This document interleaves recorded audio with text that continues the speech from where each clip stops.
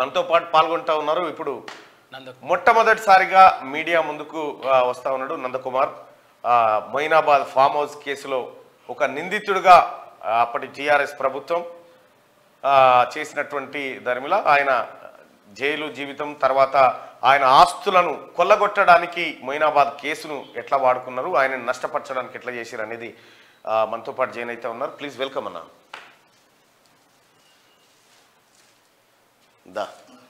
నమస్కారం. రైట్, ఒకసారి చూస్తే ప్రేక్షకులు గుర్తుపడతారు మిమ్మల్ని, ఎందుకంటే మీరు హాట్ టాపిక్. మునుగోడు ఎన్నికల సమయంలో మీరు హాట్ టాపిక్. ఇంకా నందకుమార్ టిఆర్ఎస్ ప్రభుత్వాన్ని కూల్చేటువంటి కుట్రకు తెరలేపిండు. అసలు నందకుమార్ అనేటువంటి వ్యక్తి బహుశా మీరు ఎన్ని కోట్లు పెట్టినా అంత ప్రచారం జరగకపోయేది మీ గురించి. కానీ కేసీఆర్ తలచి మిమ్మల్ని మీదికి తీసుకొచ్చి మీ దగ్గర అపూర్వమైనటువంటి శక్తులు ఉన్నాయనేటువంటి ఒక పరిస్థితి అయితే క్రియేట్ చేసిండు. మొయినాబాద్ ఫామ్ హౌస్ కేసులో అంటే ఆ వ్యవహారం జరిగేటప్పుడు మీరు ఫామ్ హౌస్లోనే ఉన్నారు కదా? ఫామ్ హౌస్లోనే ఆ నలుగురు మధ్యలో ఆ నలుగురు ఎవరెవరు ఉన్నారు కదా? ఎమ్మెల్యేలు నలుగురు ఉన్నారు కదా. ఆ నలుగురు ఉన్నప్పుడు మీరు అబ్జర్వ్ చేశారా? ఆ ఎమ్మెల్యేలు కెమెరాలు పెట్టుకున్నారు, అంత రికార్డ్ చేస్తున్నారన్న వ్యవహారం మీకు తెలుసా? లేదు, అంత అబ్జర్వ్ చేయలేదు. ఎందుకంటే నేను నా మిత్రులే అందరు కాబట్టి నేను అంత అబ్జర్వ్ చేయలే. ఆ ఇంటెన్షన్ కూడా లేకుండే కదా. అంటే అలా సన్నివేశం అలా వస్తాను కూడా తెలియదు కదా.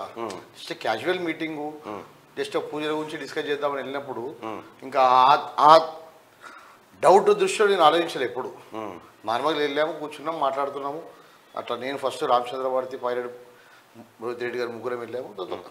వాళ్ళ ఫామ్ హౌస్ కాబట్టి తర్వాత సింహయాజీ గారు జాయిన్ కావడం జరిగింది. తర్వాత ఇక మిగతా ముగ్గురు జాయిన్ కావడం జరిగింది. ఒకటి చెప్పండి నందకుమార్ భాయ్ సార్, మీ గుండె మీద చేసుకొని చెప్పు, ఎమ్మెల్యేలను కొనాలనే ప్రయత్నం చేశారా అన్న? ఎమ్మెల్యేని ఒక్క విషయం చెప్తాను.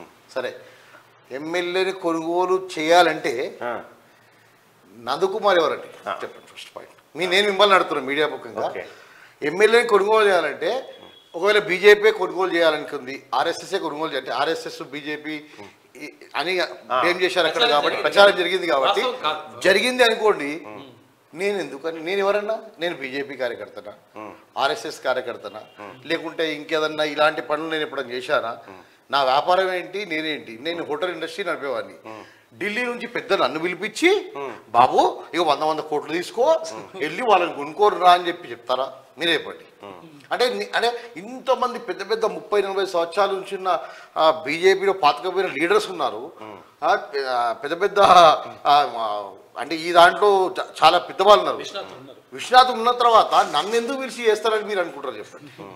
అంటే మీరు కేసీఆర్ గారు ఆ రోజు ప్రెస్ మీట్ పెట్టి ఇంకా చాలా సినిమా చూడాలి, మొత్తం చూసేదే ఉంటుంది, భోజనాలు కూడా ఏర్పాటు చేయరు విలేకరులకు అని చెప్పిండు ఆ రోజు. సో నేనేమంటున్నా, మీరు ఎందుకు పోయిరాడికి మరి? నేను చెప్పాను కదా సార్, యాక్చువల్గా నాకు ఈ రోహిత్ రెడ్డి గారికి మొదటి నుంచి పరిచయం ఉంది, ఫ్రెండ్సే నాకు.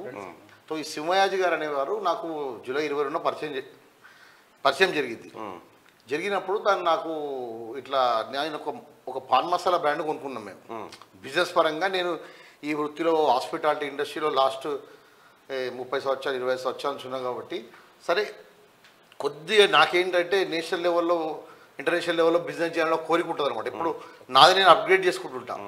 ఆ క్రమంలో నేను సింహయాజీ గారిని కలిస్తే సింహయాజీ గారు ఏమన్నారు, రామచంద్ర భారతి గారు అని ఢిల్లీలో ఉన్నారు, ఆయనకు మంచి కాంటాక్ట్స్ ఉన్నాయి నార్త్ ఇండియాలో, ఇదంతా నార్త్ ఇండియన్లో తింటారు, ఇక్కడ తినరు, కాబట్టి అక్కడ మీకు పరిచయం చేస్తా అని తను నాకు రామచంద్ర భారతిని పరిచయం చేయించడం జరిగింది. ఇది పాన్ మసాలా పంచాయతీ. పాన్ మసాలా పంచాయతీ నుంచి పోయి నా హోటల్ పంచాయతీ పడ్డది. ఆ 100 కోట్లు అని అక్కడ క్యాప్చర్ ఏంటి, 100 కోట్ల రూపాయలతో నందకుమార్ కొనుక్కుంటున్నాడని ఉంది. ఆ 100 కోట్లేమో కానీ నా 100 కోట్లు మాత్రం పోయినాయి పైసా. దాని డీటెయిల్ చెప్పమంటే చెప్తా, ఎట్లా పోయినాయి ఏం సంగతి చెప్పాలి కూడా. ఇప్పుడే చెప్పట లేదు చెప్పాలి, ఇంకా మనం చాలా చర్చ పెట్టేది ఉంది, చాలా మాట్లాడేది ఉంది. అయితే మీరు అక్కడికి ఈ రామచంద్ర భారతి గారు ఆ తర్వాత ఇటువంటి వాళ్ళంతా పాన్ మసాలా అమ్మకం కోసమో లేకపోతే బ్రాండింగ్ కోసమో ఏదో కార్యక్రమం కోసం మీరు పోయారు. అంత రాత్రి పోవాల్సిన పని ఏమొచ్చింది? అంత రాత్రి పోయాం సార్, మధ్యాహ్నం పోయాం. రాత్రి అయింది అక్కడ, మధ్యాహ్నం పోయినాం. అయితే అక్కడ ఏంటంటే మేము సరే నేను సీక్వెన్స్ ఆఫ్ ఈవెంట్ చెప్తే మీకు అర్థమవుతుంది. రామచంద్ర భారతి గారు పరిచయం అయిన తర్వాత ఢిల్లీలో నేను తను కలిసిన తర్వాత మరలా రామచంద్ర భారతి అండ్ సింహయాజీ గారు ఒకసారి హైదరాబాద్కి వచ్చారు ఏదో పని మీద. అక్టోబర్లో అనుకుంటాను. అక్టోబర్ వచ్చినప్పుడు నేను మామూలుగా ఎవరైనా వస్తే గురువురికి వస్తే మీకు కూడా ఫోన్ చేస్తా, మళ్ళా ఒకసారి వచ్చి సార్ వారి యొక్క బ్లెస్సింగ్ తీసుకోండి అందరికి నేను చెప్తుంటాను అనమాట. సరే మంచిగా కదా అని చెప్పి ఆ క్రమంలో నేను రోహిత్ అన్న కాల్ చేయడం జరిగింది. రోహిత్ అన్న నాకు మిత్రుడు, ఎప్పుడు కూడా చాలా మంచిగా ఉంటాం, క్లోజ్గా ఉంటాం కాబట్టి తను నాకు ఎక్కడన్నారన్నా ఇట్లా వచ్చిండు స్వామి అని చెప్తే తను ఇమ్మీడియట్గా నా ఇంటికి వచ్చారు. అక్కడ బ్లెస్సింగ్ తీసుకున్న తర్వాత సింహయాస్తో పరిచయం చేశాను. సింహయాస్తోనే మాట్లాడాడు తను కూడా, రామచంద్ర భారతితో మాట్లాడలేడు. వెళ్ళే ముందు నేను జస్ట్ ఇట్లా రామచంద్ర భారతి గారు అని పరిచయం చేశాను, నమస్కారం అని చెప్పి వెళ్ళిపోయాడు. దాని తర్వాత కింద వెళ్ళేటప్పుడు మామూలుగా మేము ఏదో చర్చ పెట్టుకున్నాం, కిందకి సెండ్ ఆఫ్ చేసి వచ్చేసినాను. తర్వాత తెల్లారి కాల్ చేసి ఏంటంటే ఎవరు వాళ్ళు అని కొద్దిగా ఎంక్వైరీ చేశారు వాళ్ళ గురించి. అన్న ఇట్లా వచ్చారంట రామచంద్ర భారతి గారని, ఢిల్లీ అంటుంది, కపిలాశ్రమం అంట, ఏంటి అదని ఎంక్వైరీ చేశాడు. ఆయన కాంటాక్ట్స్ ఉన్నాయా అని అడిగాడు. ఉన్నాయన్నా అని చెప్పాను. ఓకే రైట్ అని ఆయన కూడా పెద్దగా డిస్కస్ చేయలే, ఎవరినో కలిపియమని అన్నాడు. అంటే ఈయనకు తెలుసా అందరు ఢిల్లీలో పెద్దవాళ్ళు అంటే తెలుసా చెప్పాను. కలిపియగలుగుతారు అంటే కలిపియగలుగుతారు అన్నాడు. తర్వాత నేను రామచంద్ర భారతికి ఫోన్ చేసి అడిగాను, నీకు ఇట్లా పరిచయాలు ఉన్నాయంటే ఉన్నాయంటే అంతలోపల మన రవితి రెడ్డి గారు అవసరం లేదు నాకు, ఓకే నా ఫ్రెండ్కి అవసరము, నాకు అవసరం లేదని వదిలేసాడు. అక్కడికి ఆ చాప్టర్ క్లోజ్ అయిపోయింది. క్లోజ్ అయిపోయిన తర్వాత మరలా నేను ఒకసారి ఢిల్లీకి వెళ్ళాను. ఇది నా మసాలా పని మీద ఢిల్లీ వెళ్ళాను. ఢిల్లీ వెళ్ళినప్పుడు మన రామచంద్ర భారతి గారు ఎప్పుడైనా ఢిల్లీ వస్తే కాల్ చేయండి అని చెప్తే ఢిల్లీకి వెళ్ళి కాల్ చేశాను. ఆయన వచ్చే ముందు ఏం చేశారంటే జస్ట్ నేను ఒక పొలిటికల్ అనాలిసిస్ట్ని, నాకేదైనా ఒక రిపోర్ట్ తీసుకురండి, మీ ఇప్పుడు ఎలక్షన్స్ వస్తున్నాయి కదా అంటే, నాకేం వచ్చింది పొలిటికల్ నాలెడ్జ్. సరే నేనేం చేసిన, నాకు ఉన్న పరిచయం ఉన్న వాళ్ళు అదే ఊరికే అట్లా రాసుకొని పోయి ఆయన ఒక పేపర్ ఇచ్చేసిన, ఆయన చూసుకున్నాడు. చూసుకుని రైట్ అండి అని చెప్పేసి అయిపోయింది. ఎవరెవరు గెలుస్తారనేది మమ్మల్ని అడిగిండు. అంటే ఏదో ఆ సింహయాజీ నా గురించి ఓ పెద్దగా అంటే ఈయన నందకుమార్ గారికి అన్ని పరిచయాలు ఉన్నాయని చెప్పి అట్లా పరిచయం చేసినప్పుడు ఆయన ఊరికే నేను ఏ స్టేట్లో ఉన్నా కూడా నేను పొలిటికల్గా ఎలక్షన్స్ ముందు ఒక అనాలిసిస్ చేస్తా, నాకు మీరు హెల్ప్ చేయండి, అనాలిసిస్ చేయండి అంటే నేను ఇచ్చాను లిస్టు. జస్ట్ ఊరికే రాసుకుని పోయి లిస్ట్ ఇచ్చా. అక్కడతో అది అయిపోయింది. తర్వాత వాళ్ళు అక్కడ ఎవరో వాళ్ళ ఫ్రెండ్స్ కలిసారు, తుషార్ గిట అందరు కలిసి నమస్కారం పెట్టుకున్నాము. మళ్ళీ వచ్చేసాం హైదరాబాద్. వచ్చేసిన తర్వాత ఆ క్రమంలో మళ్ళీ రోహిత్ అన్న నాకు పరిచయం చేసి మళ్ళీ ఏంటి వెళ్ళొచ్చావా ఢిల్లీ, ఏంటి అంతా ఓకేనా అంటే ఓకే అన్న అన్న, ఓసారి మరి పిలువు మాట్లాడతా అన్నాడు. ఆ క్రమంలోనే పిలువు మాట్లాడదాము అన్నాడు. అప్పుడు నేను తనని రామచంద్ర భారతి కానీ అక్టోబర్ వస్తావా అంటే కొద్దిగా హెల్త్ బాగాలేదు, నేను 20 దీపావళి రోజు వస్తాను, 24 దీపావళి వచ్చిన 25 రోజు గ్రహణం వచ్చింది. మేమంటే ఏంటంటే ఇదంతటి కారణము ఆ గ్రహణ టైంలో మేము బయటికి వెళ్ళడం, గ్రహణం పడదు పోవద్దంట, ఆ గ్రహణం మా మీద పడ్డది. ఇక రాహుకేతువులు లాగా వాళ్ళిద్దరు రాహుకేతువులు నా లైఫ్లో వచ్చి నన్ను తీసుకెళ్ళిపోయారు. ఇక అది అంటారు అట్లా ఉంటారు ఆ టైం అంతే. ఇప్పుడు కాదు, ఆ రోజు మీరు మైనాబాద్ ఫామ్ హౌస్లో ఉన్నప్పుడు సరిగ్గా ఎన్ని గంటలకి పోలీసులో ఎంట్రీ ఇచ్చారు? మేము సుమారుగా రామచంద్ర భారతి గారు మా ఇంటికి వచ్చి భోజనం చేశారు. భోజనం చేసిన తర్వాత నేను రోహిత్ ఫోన్ చేస్తే, అన్న ఇక్కడ అంటే మేము మునిగోడ వెళ్ళిపోతున్నాము, మీరు ఇక్కడికి రండి, స్వామిని తీసుకొని రండి, మనం మైనాబాద్ ఫామ్ హౌస్లో కూర్చొని మాట్లాడదాము, తర్వాత మీరు అటు నుంచి అంటే స్వామి ఢిల్లీ వెళ్ళిపోతున్నాడు కదా అని చెప్పాడు. సరే అని చెప్పి నేను కూడా అసలు అన్న మన ఇంటికి వెళ్ళడానికి ఇక్కడే కూర్చొని ఒక 5 నిమిషాల మీటింగ్ కదా అన్న అంటే, లేదు నా ఫ్రెండ్స్ కూడా వస్తున్నారు అని చెప్పాడు. అప్పుడు నేను తనని ఫోర్సబుల్లీ రామచంద్ర భారతి తీసుకెళ్ళడం జరిగింది. వెళ్ళిన తర్వాత కూర్చొని మాట్లాడుకుంటా ఏంటి పూజలు చేయాలి, అది చేయాలి, ఇది చేయాలి, ఎలా ఉంటుంది అక్కడికి. జస్ట్ రోహిత్ అన్న గారు పొలిటీషియన్ కాబట్టి పొలిటికల్ డిస్కషన్స్ వస్తాయి. ఓకే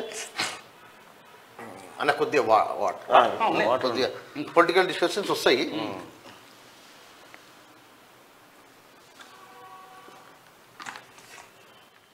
వాళ్ళు ఏదో పొలిటికల్ డిస్కషన్ చేసుకుంటారు, జస్ట్ అదే ఎట్లుంటుంది ఏంటి అది ఇదని. అప్పుడు శివయాజీ గారు తిరుపతి నుంచి రావడం జరిగింది. 100 కోట్లు అదే బ్యాగులు తీసుకుని, మీరు అన్నారు కదా మీడియా అంతా 100 కోట్లది. తిరుపతిలో ప్రసాదము, తర్వాత తన బట్టలు, ఒక లక్ష్మీనరసింహస్వామి భక్తుడు కాబట్టి ఆయన లక్ష్మీనరసింహస్వామి విగ్రహం ఉంటుంది, ఆ విగ్రహం తీసుకొని 3 బ్యాగులు తీసుకొని వచ్చాడు అక్కడికి. వచ్చి అతను కూర్చున్నాడు, మాతో పాటుగా జాయిన్ అయ్యాడు. జాయిన్ అయ్యి ఇంకా ఆయన ఏదేదో ఆయన క్రమంలో ఆయన ఏదో మాట్లాడుతున్నాడు. మేము 4 మాట్లాడుతున్న క్రమంలో వీళ్ళు 3 ఎంటర్ అయ్యారు, ఎమ్మెల్యేలు 3 ఎంటర్ అయిన తర్వాత నాకు వాళ్ళు కూడా పరిచయం కాబట్టి, కానీ అక్కడ అచ్చంపేట బాలరాజు చూసిన తర్వాత కొద్దిగా నాకు ఎందుకో సస్పెక్ట్ అనిపించింది. ఎందుకంటే ఆయన కొద్దిగా చాలా స్మార్ట్ వ్యక్తి, తర్వాత ఇలాంటి దానికి వాటికి తన్నే సెలెక్ట్ చేస్తారని తర్వాత తెలిసింది నాకు. ఇలాంటి స్ట్రింగ్ ఆపరేషన్స్కు ఈజ్ ద కరెక్ట్ పర్సన్ అని తెలిసింది. సో అట్లా చూసిన తర్వాత డౌట్ వచ్చింది. సరే కూర్చొని మాట్లాడుతున్నప్పుడు ఆ క్రమంలో ఇక డిస్కషన్స్ మొదలయ్యాయి. తను ఈ స్వాముల్ని గుచ్చి అడుగుతున్నాను. నేను చూడండి ఫామ్ హౌస్లో కూడా నేను ఎప్పుడు కూడా మొత్తం సైలెంట్గా కూర్చున్నాను పక్కన, ఎందుకంటే అక్కడ నా డ్యూటీ నాదేం లేదు, సోఫాలో కూర్చున్నా. వాళ్ళు ఎందుకంటే ఏం డిస్కషన్ చేసుకున్నారు వాళ్ళు? అదే జస్ట్ ఏంటి ఎలా ఉంటుంది ఇప్పుడు ఈ పొలిటికల్గా ఎట్లుంటుంది అట్లా ఇట్లా అని జస్ట్ డిస్కషన్ చేసుకుంటా, స్వామీజీ మేము వీఆర్ రెడీ టు కమ్, మీరు ఢిల్లీలో మమ్మల్ని కలెక్ట్ చేస్తారా అది ఇది అంటే, ఈయన ఏదో పాపం రామచంద్ర భారతి గారు ఎవరికో కనెక్ట్ చేయడానికి ట్రై చేస్తున్నాడు. వాళ్ళకి ఇక బయటికి వెళ్తున్నాడు, ఫోన్ మాట్లాడుతున్నాడు, లోపలికి వస్తున్నాడు, బయటికి వెళ్తున్నాడు, ఫోన్ మాట్లాడుతూ లోపలికి వస్తున్నాడు రామచంద్ర భారతి. వీళ్ళే అడిగిరు మేము బీజేపీలోకి వస్తామని. అంటే ఆ డిస్కషన్ మొత్తము అంతకుముందు కూడా బై సార్, అంటే వీళ్ళందరూ మాకు అక్కడ ఎవరెవరు ఎమ్మెల్యేలు వస్తారని మాకు ఐడియా లేదు. రోహిత్ అన్న గారికి నేను చెప్తే, రోహిత్ అన్న గారికి చెప్తే రోహిత్ అన్న ఒక్కడు సరే రమ్మని మాట్లాడదాం అన్నాడు. అక్కడ వచ్చిన తర్వాత మేము మునుగోడు వెళ్ళిపోతున్నాం ఇక్కడ నుంచి. ఈ ఫామ్ హౌస్లో అయితే మేము మా ఫ్రెండ్స్ కూడా వస్తున్నారు, ఇక్కడ నుంచి వాళ్ళకి కూడా పరిచయం చేయించితే మునుగోడు వెళ్ళిపోతా అన్నాడు అనమాట. అంతే, అక్కడి నుంచి ఆ విధంగా అది నడిచింది. రైట్. పోలీసులు ఎప్పుడు ఎంటర్ అయ్యారు? ఎన్ని గంటలు? పోలీసులు ఏంటంటే అక్కడ వాళ్ళు మాకు కాఫీలు టీలు తెప్పించారు. తర్వాత మేము అడగక ముందే కొబ్బరి నీళ్ళు తెప్పించారు. కొబ్బరి నీళ్ళు అది కోడ్ అనమాట. పోలీసులు ఎంటర్ కావడానికి కొబ్బరి నీళ్ళు అదే కోడ్ అనమాట. మేము అడగముందే కొబ్బరి నీళ్ళు వస్తున్నాయని మేము అనుకున్నాం. కొబ్బరి నీళ్ళు అనే వరకు పోలీసులు వచ్చారు. వచ్చి ఫోన్లు అన్ని తీసుకోవడం జరిగింది. తర్వాత ఇంకా అక్కడి నుంచి ఎవరెవరు వచ్చారు పోలీసులు? ఎస్ఓటి డీసీపీ గారు వచ్చారు. తర్వాత కాసేపటికి మేము ఇంకా వీళ్ళు కూడా మన గోలబాల గారు కూడా ఏంటి మేము ఎమ్మెల్యే తెలియదా ఎవరు మీరు అని అలా మేము ఎమ్మెల్యే ఎందుకు పట్టుకుంటున్నాం అంటే, నేను అన్న సరే వాళ్ళకి ఏదో ఇన్ఫర్మేషన్ వచ్చేట్టుందన్న, ఏదో కార్డ్స్ ఆడుతున్నామో లేకుంటే ఇంకేదో మంది అవుతున్నామో అని. అటువంటిది ఏం లేదు, మనం చెప్దాంలేమన్నా మీరు ఎమ్మెల్యే అని చెప్తారు. నేను లోపల రోహిత్ రెడ్డి గారు టెన్షన్ పడ్డారు బాగా, ఏంటన్నా ఇది అవుతుందని చెప్పి. అంత లోపల స్టీఫెన్ రవీంద్ర గారు రావడం జరిగింది. నాకు స్టీఫెన్ రవీంద్ర గారు మొదలే పరిచయం కాబట్టి, సార్ ఏంటి సార్ అంటే, సార్ కూడా అన్నారు ఏంటమ్మా చాలా ఇది ఇలా జరిగింది ఏంటి అన్నాడు. అంటే సార్ మీకు అంతా తెలుసు కదా నా గురించి అని అన్నాను. అంత లోపలికి అక్కడ లోపల ఎన్టీవీ అండ్ టీ న్యూస్ ఇద్దరే ఉన్నారండి. ఎన్టీవీ టీ న్యూస్ మిగతా వాళ్ళంతా బయట ఉన్నారు. వాళ్ళకి ఇద్దరికే స్పెషల్ ఇంటర్వ్యూ ఉందనమాట. వాళ్ళు ఇద్దరు ఉన్నారు. నేను అడిగాను కూడా మరి అప్పుడు వాళ్ళు మేమేం మాట్లాడినా వాళ్ళు ఇంటర్ఫేర్ చేస్తున్నప్పుడు ఇంకా మాట్లాడడం జరిగిపోయింది. అక్కడి నుంచి మీకు తెలిసిన కథ ఎంత జరిగింది. అయితే వీళ్ళు ముందే కెమెరాలు పెట్టుకొని కొబ్బరి నీళ్ళు అనే సిగ్నల్ ద్వారా పోలీసు వాళ్ళు ఎంటర్ అయిపోయి